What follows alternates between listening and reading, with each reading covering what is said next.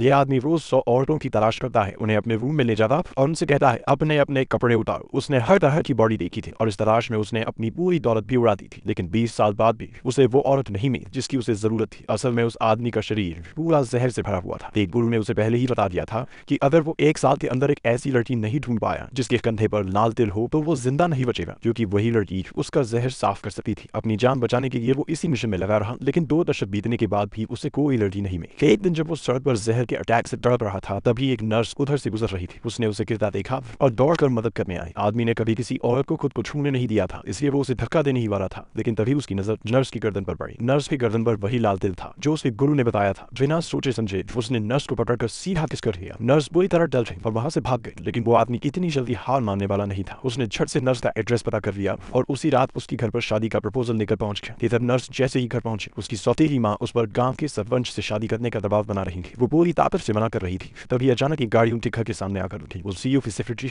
जो शादी का गिफ्ट लेकर आई थी। छोटी बहन को लगा कि शायद हाल ही में हुई सिलेक्शन के दौरान सीईओ की नजर उस पर पड़ी थी, इसलिए वो शादी का प्रपोजल लेकर आया है। इसलिए वो तुरंत अपनी बड़ी बहन के सामने शो ऑफ करने लगे।